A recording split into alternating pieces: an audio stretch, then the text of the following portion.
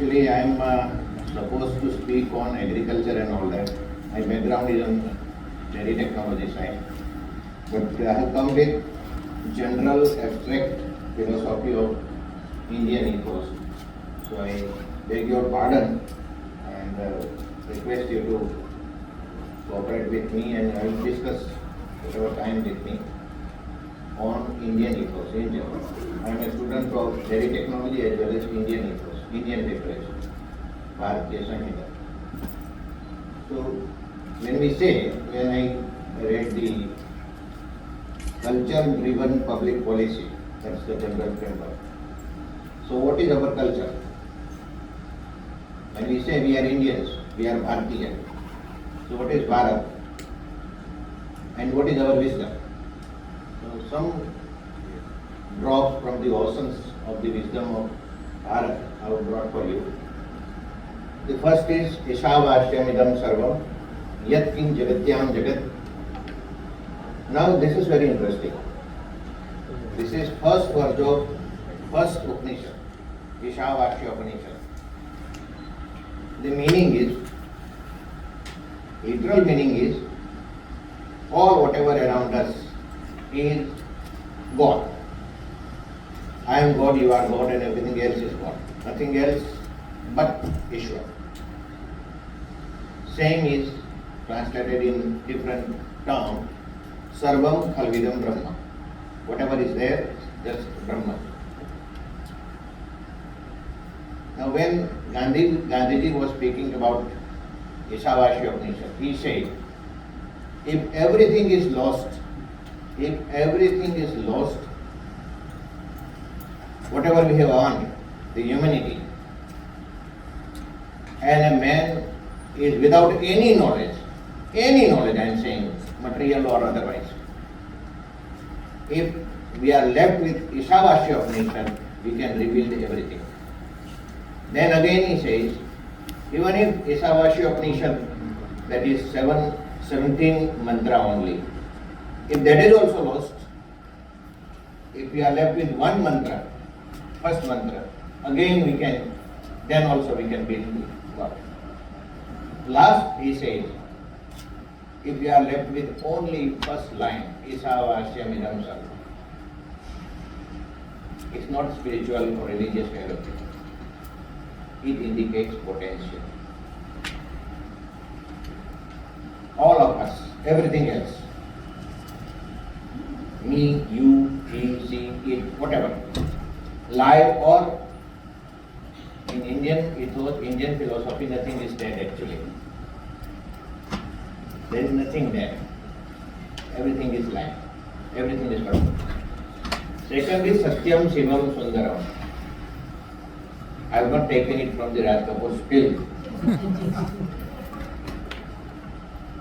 It's very ancient. Now these are three values, basic values. You can call it whatever is written, you can call it purity, probity and beauty.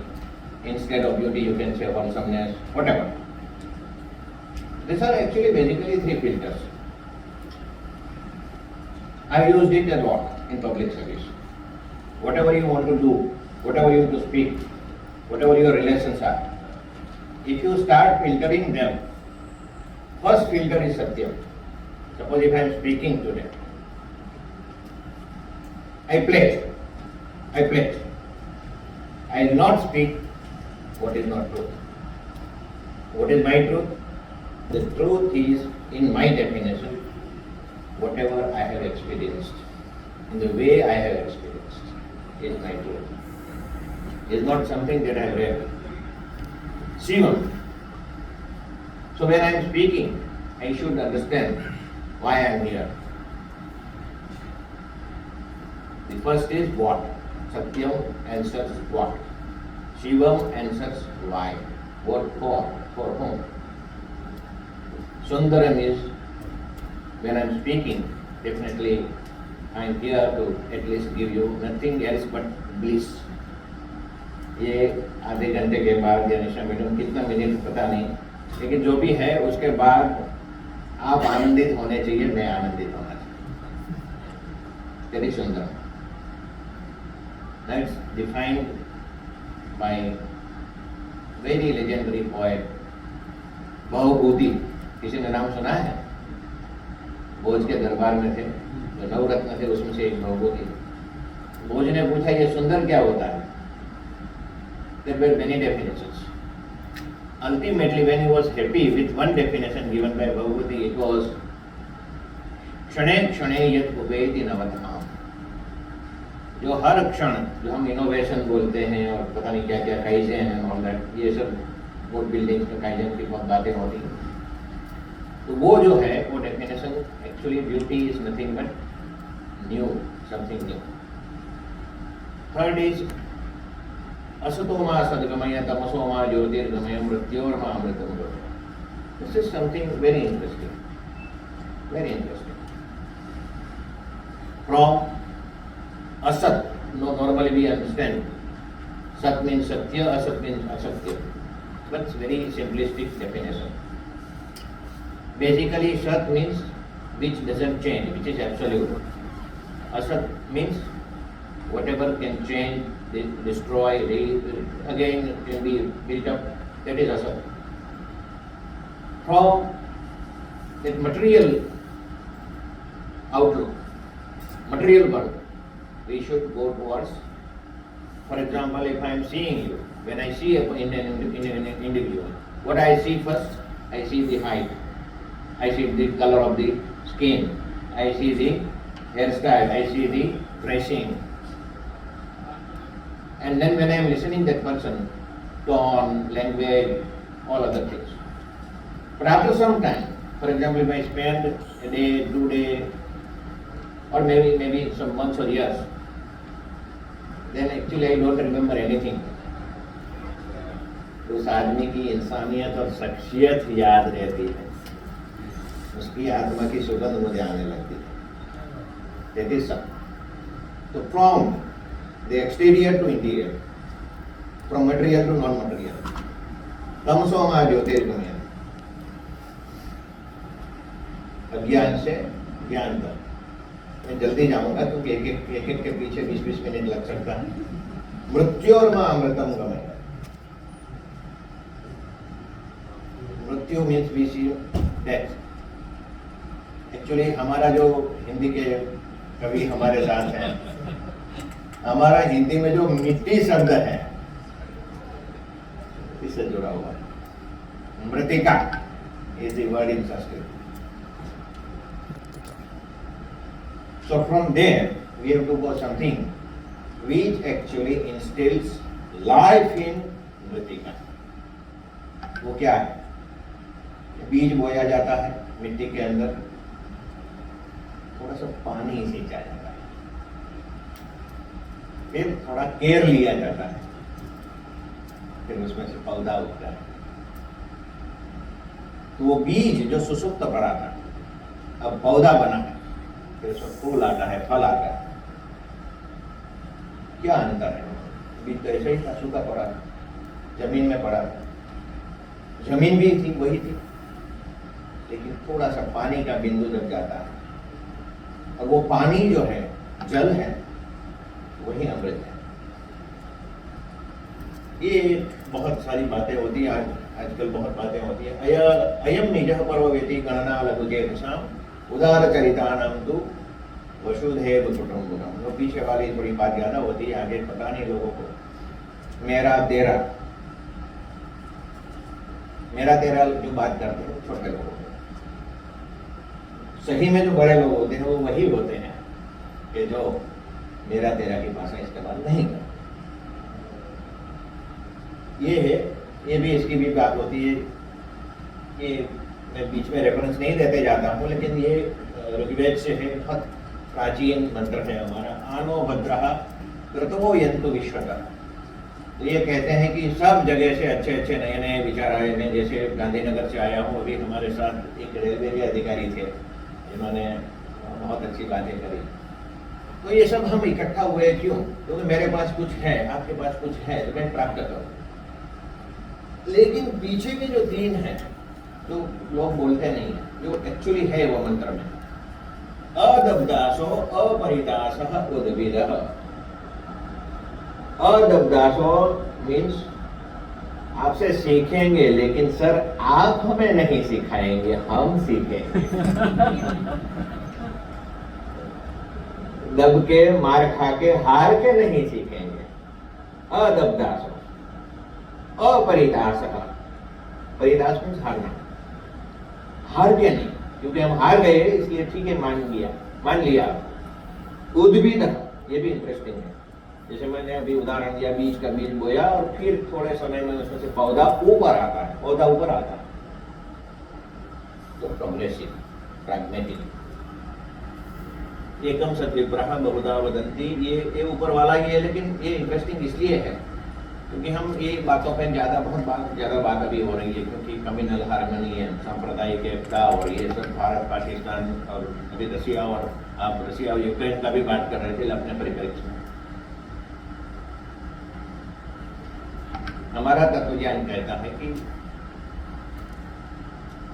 परम सत्य एक ही है। हमें कहीं और बात करनी थी, आध्यात्मिक बात थी। फिर मैंने सिंपल प्रश्न पूछा जो आपको भी पूछता हूँ। जैसे मान लें कि इस हॉल में एक हिंदू है, एक मुस्लिम है, क्रिश्चियन है, एक ईसाई है, जो भी है, और जो 5-6 लोग हैं बहुत अच्छे इंसान हैं, जिसको हम बोलते हैं बहुत खानदान लोग, पुण्यशाली लोग हैं। सब लोग एक दिन एक साथ मर के जाते हैं, कहाँ जाएंगे? अलग अलग जगह पे जाएंगे क्या? सपोज मान लिया कि उनको ईश्वर मिलता है, तो मेरा एक और प्रश्न है, तो जो सबको मिलने वाला है ईश्वर, वो क्या अलग होगा? हो सकता है। ये तो सब IIT और ये सब बड़े बड़े तत्व ज्ञान के और लॉजिक के लोग हैं, प्रोफेसर हैं, मुझे बताएं क्या लॉजिक कहता है? कोई अलग हो सकता है? हो ही नहीं सकता। अलग इसलिए नहीं हो सकता, उसका लॉजिक मैं दे रहा हूँ, लॉजिक की बात चलती है। क्योंकि ईश्वर ने ये विश्व को बनाया, ब्रह्मांड को बनाया, ऐसा माना जाता है। यदि उस थियरी को सही माने तो ही ईश्वर का अस्तित्व की बात आती।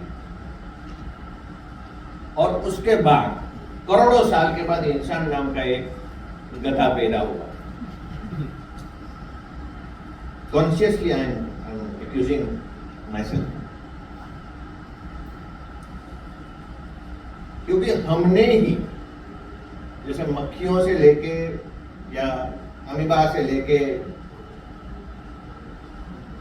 हाथी तक कास्ट नहीं होते, धर्म नहीं होता, संप्रदाय नहीं होता। होता है क्या? कोई मक्खी हिंदू है, कोई मक्खी क्रिश्चियन है, मुसलमान है, ऐसा है क्या? नहीं है। हम ही क्यों है? बेसिक है, एकदम बेसिक है। हमारे गुरु जानते थे, इसलिए उन्होंने कहा एकदम सत्य। विप्राह, ये बहुत इंटरेस्टिंग शब्द है। विप्रा मीन्स इंटेलिजेंट लोग, जो झूठ को सच साबित कर सके, उसी को तो हम इंटेलिजेंट बोलते हैं भाई। अब सच तो ऐसा है जिसको कोई साबित करने की जरूरत ही नहीं है। When I was studying in dairy technology, we had a micro lab. If anybody is from microbiology department or microbiology background, can appreciate that. When we entered the lab, there was a signboard. There was a picture of Louis Pasteur. Louis Pasteur was the first person who actually identified the cells. Cell बोलते हैं ना, कोश। वो उसने microscope बनाने वाला आदमी, उसका एक बहुत अच्छा स्टेटमेंट है, सुनने लायक है। Nothing can be proven which cannot be nothing can advance which cannot be proven in a simple and decisive way. जिस चीज को समझाने के लिए आपको बड़ा लेक्चर देना पड़े, वो कभी सच हो नहीं सकता है। नेक्स्ट, सॉरी, ये है, ये हमारा ब्रह्म सत्य जगत मिथ्या जीवो शिवे बना पड़ा। ये भगवान आदि शंकर का अद्वैत मंत्र है, बहुत जाना पहचाना है। मैं आगे जाऊंगा। ब्रह्मार्पणम ब्रह्म हवि। अब ये जो है आज का जो हमारा वर्कशॉप है, उसका ये मंत्र है, ब्रह्मार्पणम ब्रह्म हवि। सॉरी उसके ऊपर वाला, देवान भावयतानेन ते देवा भावयन्तु वह परस्परम भावयन्तः श्रेयः परमवाप्यस्तः। ये बहुत इंटरेस्टिंग है। ये जब सृष्टि बनाई गई तब दो लोग थे, एक देने वाले थे, एक लेने वाले थे। जैसे बारिश होती है, मेघ बोलते हैं उसको, उसका नाम दिया गया इंद्र। एक एनर्जी होती है, अग्नि होती है, ऊर्जा होती है, उसका नाम दिया गया अग्नि। वरुण, ये सब नाम दिया गया, ये सब देवता थे। और फिर हम लोग थे जीव, इंसान और सब जीव। भगवान ने दोनों को साइड में ऐसे बिठा कर एक उपदेश दिया। वो उपदेश बहुत इंटरेस्टिंग है कि देखो भाई, हमने जो करना था कर दिया, आप लोग हैं जिनको काम करना है, आप लोग हैं जिनको खाना पीना ऐश करना है, लेकिन ऐसा मत करो कि एक दूसरे को मारो। परस्परम भावयन्तः, जैसे हम खेती करते हैं, हमारे प्राकृतिक कृषि के हमारे डॉक्टर साहब हमारे साथ में हैं। अब हम पेस्टिसाइड डालते जाएंगे। हम जमीन में ज्यादा उर्वरक डाल के we are trying to increase the productivity and all that. Ultimately, what has happened now, whatever we are eating, as per the recent researches, whatever we are eating in terms of food and all that, it's not food, it is just poison. ब्रह्मार्पणम ब्रह्महवि ब्रह्माग्नो ब्रह्मणाहुतम, इसमें 5-6 बार ब्रह्मा आता है। किसी को लगता है ये तो आध्यात्मिक मंत्र है, ये आध्यात्मिक है ही नहीं। ये मैनेजमेंट का मुझे लगता है इंस्टीट्यूट है, और कोई मैनेजमेंट के प्रोफेसर तो उनके लिए बहुत इंटरेस्टिंग है ये। This is sir a mantra for total quality management. It is a TQM mantra. How you to build quality, entire process. जैसे मैं रॉ मटेरियल पसंद करता हूँ, मैं रॉ मटेरियल में कुछ गड़बड़ करता हूँ तो उससे अच्छी प्रोडक्ट, फाइनल प्रोडक्ट बन ही नहीं सकती। Then there are processes. If my processes are wrong, I cannot build a good process. Ultimately, ब्रह्म कर्म समाधि है। जैसे मैं चाय पी के आया हूँ, थोड़ा एनर्जी मिला है, किस चीज के लिए? ये एनर्जी मुझे मिला है कि मैं आपको अच्छी बात करके एंटरटेन करूँ।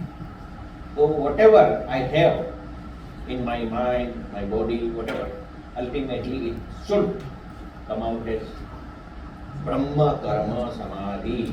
मतलब मैं जो भी कर रहा हूँ ईश्वर को साक्षी रख के करता हूँ, उसको बोलते हैं ब्रह्म कर्म समाधि। समाधि मीन्स मेडिटेशन। मैं एकदम आँख बंद करके बैठ जाऊँ, उसको भी समाधि बोलते हैं। फिर ये बहुत बातें होती है। सत्यम पद धर्मम चर स्वाध्यायन मा प्रमद, मातृदेवो भव, पितृदेवो भव, आचार्य देवो भव, अतिथि देवो भव। तो ये सत्यम पद धर्मम चर, जैसे ज्यादा बात करने की जरूरत ही नहीं है, ये 2 मंत्र काफी है।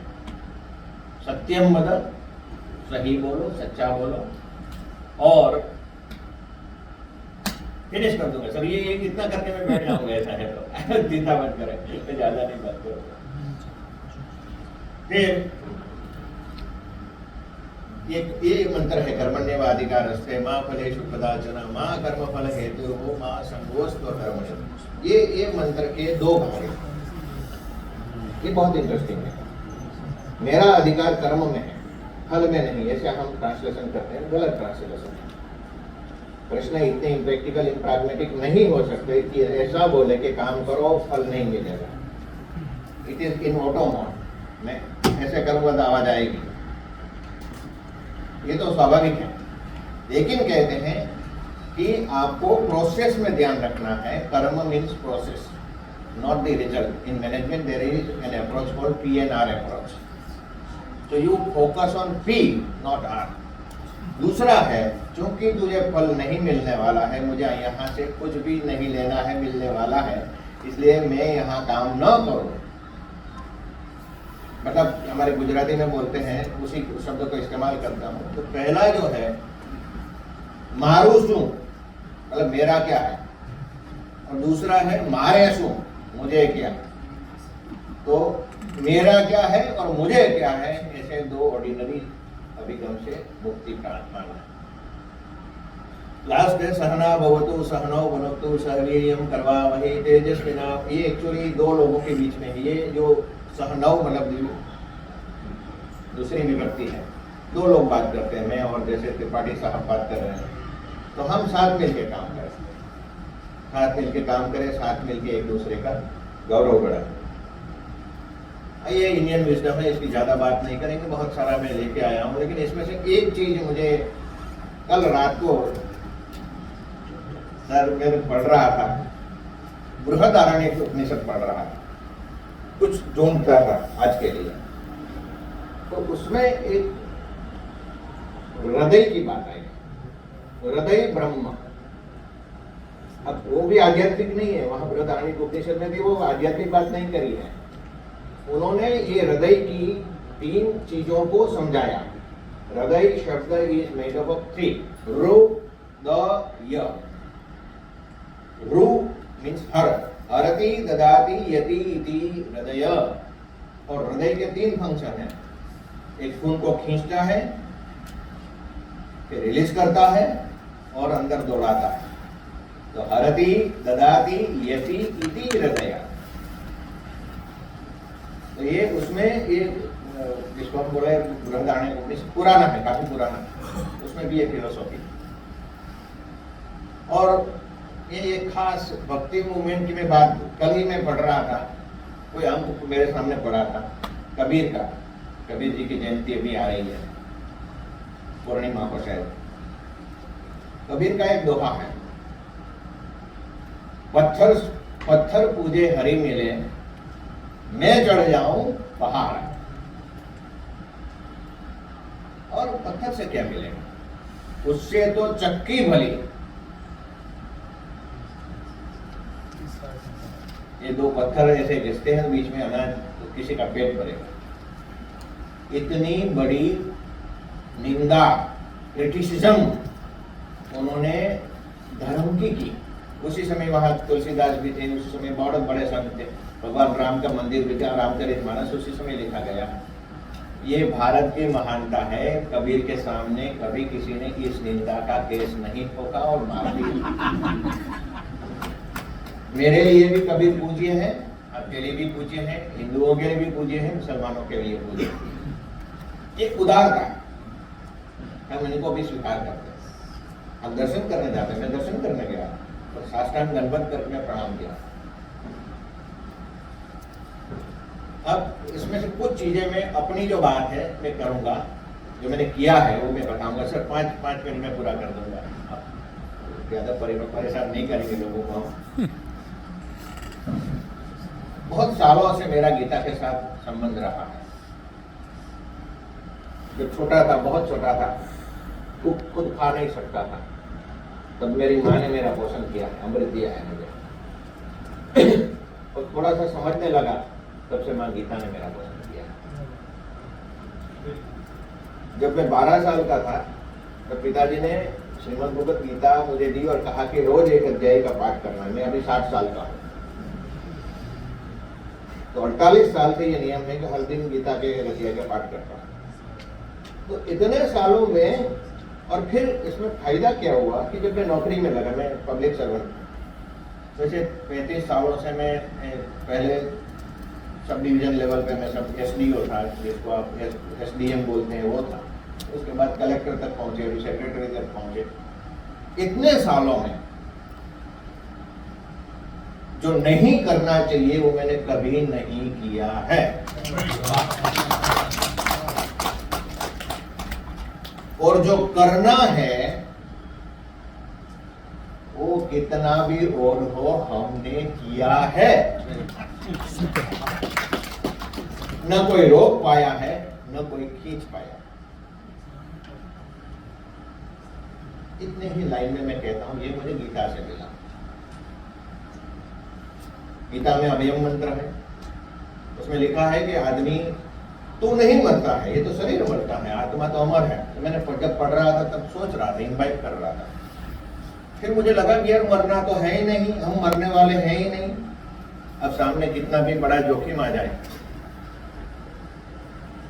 दूसरा, कर्मण्यवाधिकार रस्ते मां फलेषु कदाचन, वो वाली जो मैंने बात करी, अब जो मेरा है ही नहीं उसमें क्या, जैसे कोई बोलता है कि इसमें तो साहब ये कुर्सी ऐसी है कि जहाँ पे आप करोड़ों रुपये का करप्शन कर सकते हैं, ऐसी कुर्सियों के हम सालों तक बैठे हैं फॉर योर काइंड इन्फॉर्मेशन।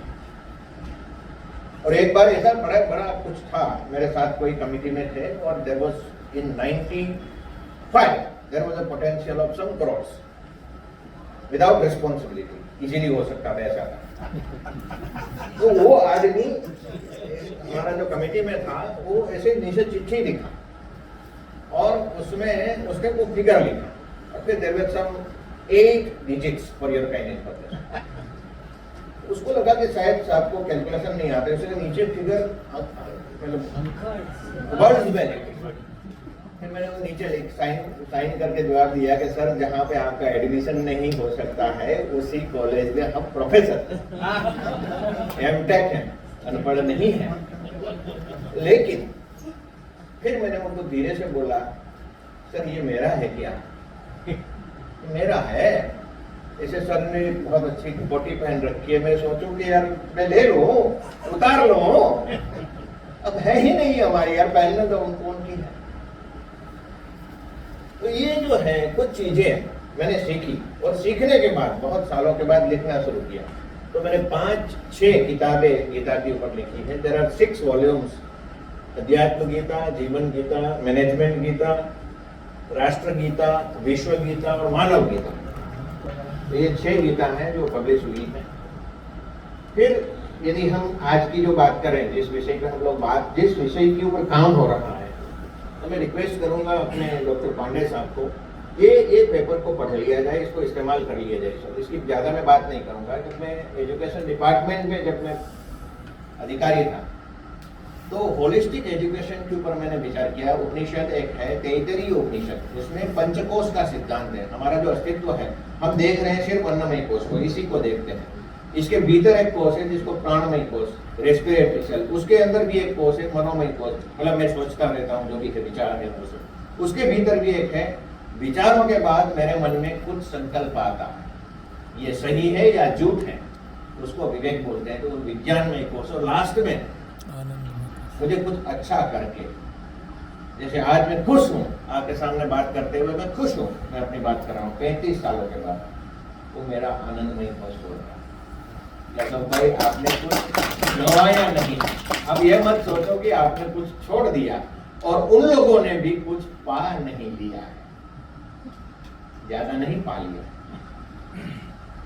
तो ये अब बच्चों में हम कैसे इंपैक्ट करें, और ये बहुत प्रैक्टिकल है sir. I have identified 500 parameters, how to build, how to grade, how to rate a school in terms of excellence. What should be the best of Panchakosha for a teacher, Panchakosha for a student and Panchakosha for a school. और ये paper अपनी जो new education policy है आई थी उसमें भी भेजा, और न्यू एजुकेशन पॉलिसी में भी पंचकोश सिद्धांत का समावेश हुआ। अब इसको कैसे बनाया जाए, ऐसे स्कूल कैसे बनाया जाए, तो पता नहीं कौन करेगा। फिर हम रामायण के बारे में बात कर रहे थे, तब एक ही उसमें से लाइन बताऊंगा, ज्यादा नहीं बताऊंगा। भगवान राम के बारे में ज्यादा बात नहीं करेंगे, आप सब जानते हैं।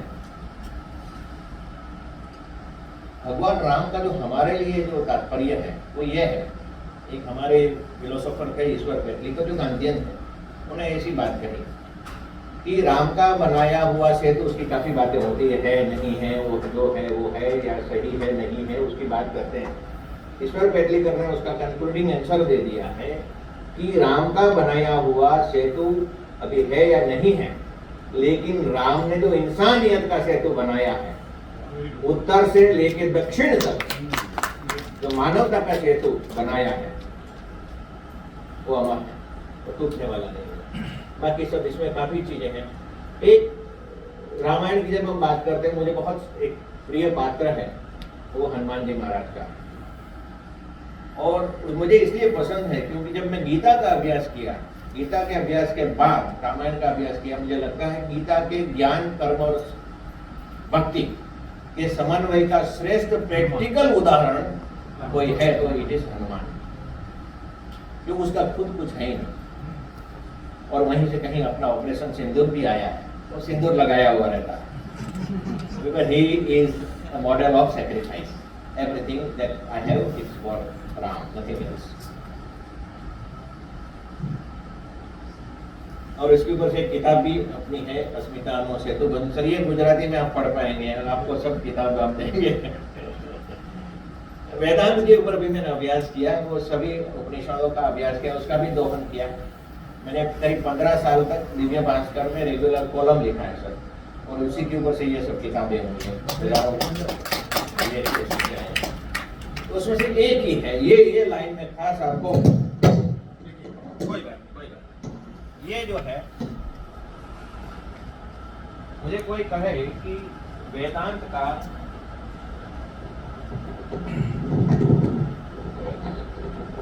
वैसे भी 1-2 मिनट ही है, फिर भी लगा दीजिए।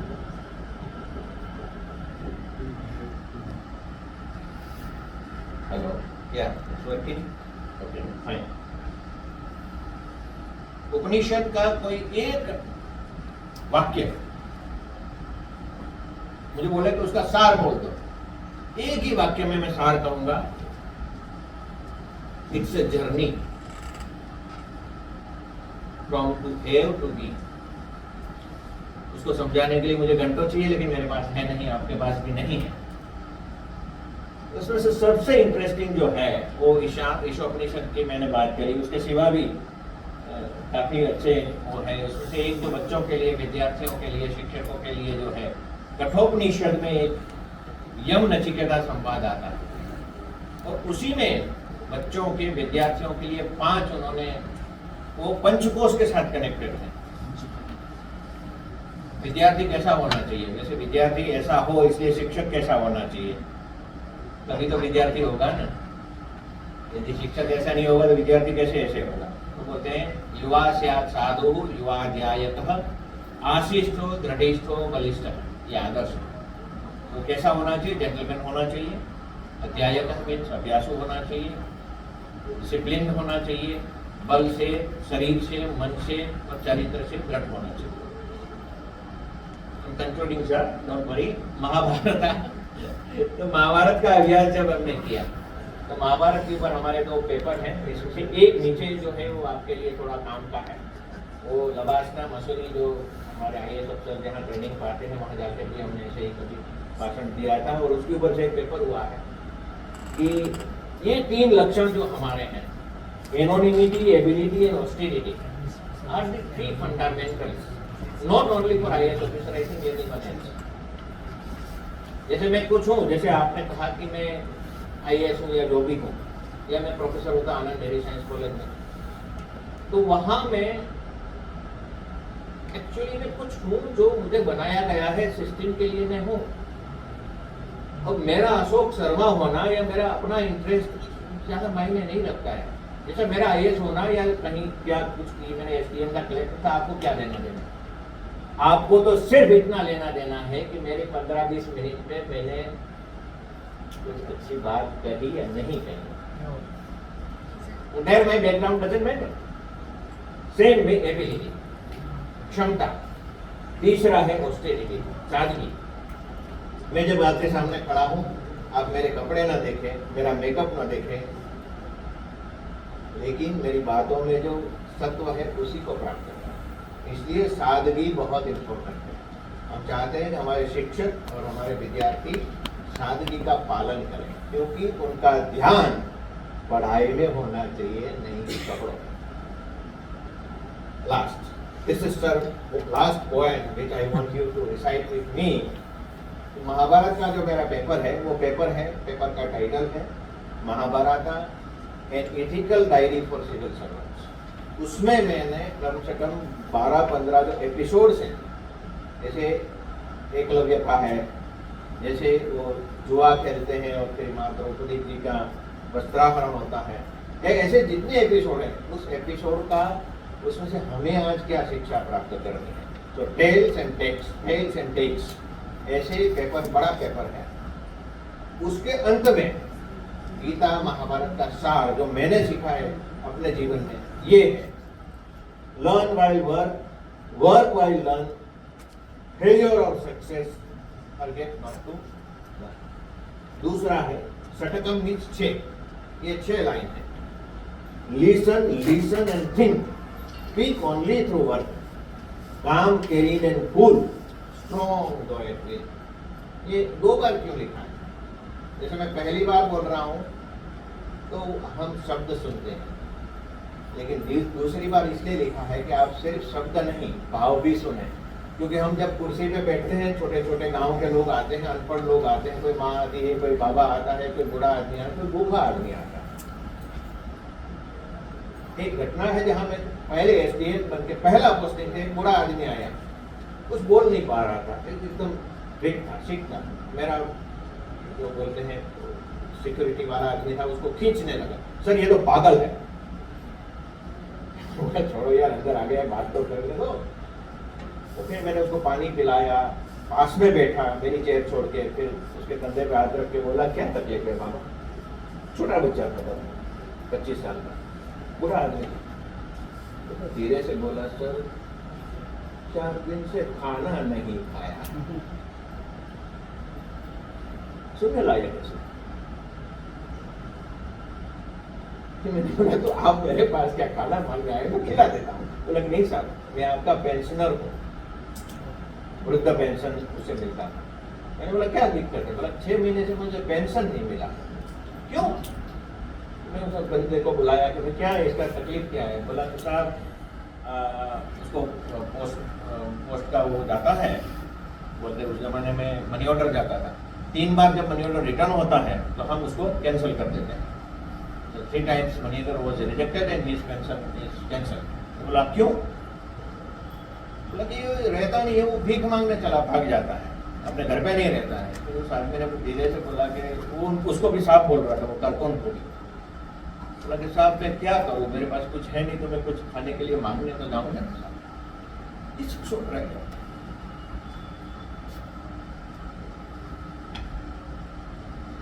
और हम सोच रहे हैं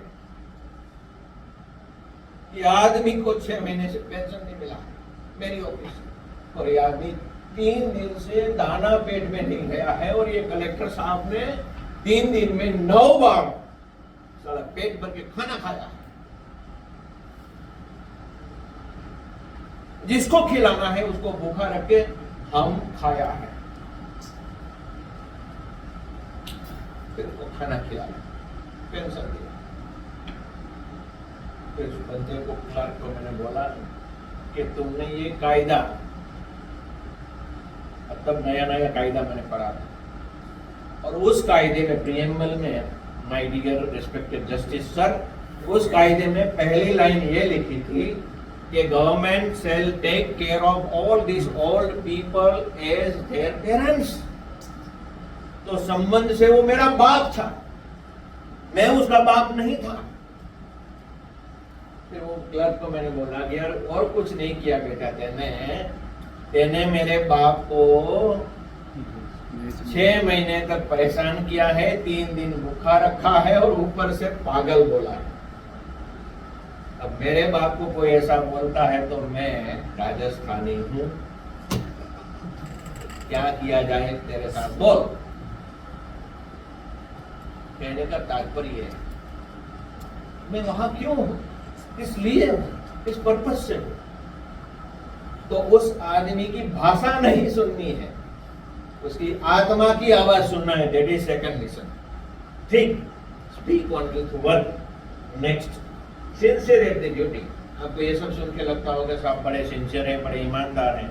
अरे साहब, हम लोग 3-4 लाख तनख्वाह लेते हैं, और मेरा ड्राइवर जो है 10,000 रुपये में कॉन्ट्रैक्चुअल काम करता है, तो उसका जितना 1 महीने का सैलरी है मेरा 1 दिन का है। अब मैंने कोई सिंसियरिटी दिखा दी तो कोई बड़ा तीर नहीं मारा है। पढ़ाई किया है, एमटेक किया है, एमबीए किया है, पता नहीं क्या क्या किया है, और तिरंगे के नीचे खड़े रह के हमने सैल्यूट किया है, तिरंगे का ध्वजारोहण किया है। इतना तो समाज ने रिस्पेक्ट दिया है, इतना भी नहीं करेंगे क्या? और ये कर दिया आपने छोटा सा काम, तो बड़ा कोई तीर मार दिया। Sincere at the duty, oblige भी नन, शेयर ऑल ट्रेजर। जितना भी है सब बांट दो, balance only this. so much we gain. अभी मेरे साथ एक बच्चा यहाँ बैठा है, नाम नहीं लूंगा, उसके पिताजी और उसके बड़े ताऊ हमारे गुरु थे। अब मैं जो भी जानता हूँ उसमें से इतना सारा मेरे गुरुओं ने मुझे सिखाया, मेरा तो कुछ है ही। अब जब बात तो यार, क्योंकि मैं ईश्वर की पसंद हूँ इसलिए मैं इस कुर्सी पे आ गया हूँ। ईश्वर ने मुझे चूज किया है, पसंद किया है, इसलिए मैं कलेक्टर हो गया। अब सिर्फ एक ही चीज कमाना है, आत्मगौरव। Whosoever still worse they feel, this last line, whosoever feel worse they feel, retire हो जाएंगे उसके बाद क्या करना है? सब कुछ नहीं करना है। Be pervades things around and within, love everything, serve everything. The last line. I think this is the philosophy of Bharat. This should be the philosophy of whatever endeavor we do. जो भी है उसको प्यार करो, जितना भी है उसको बांटो। Thank you sir. Sorry for delaying your question. कुछ सोच के आए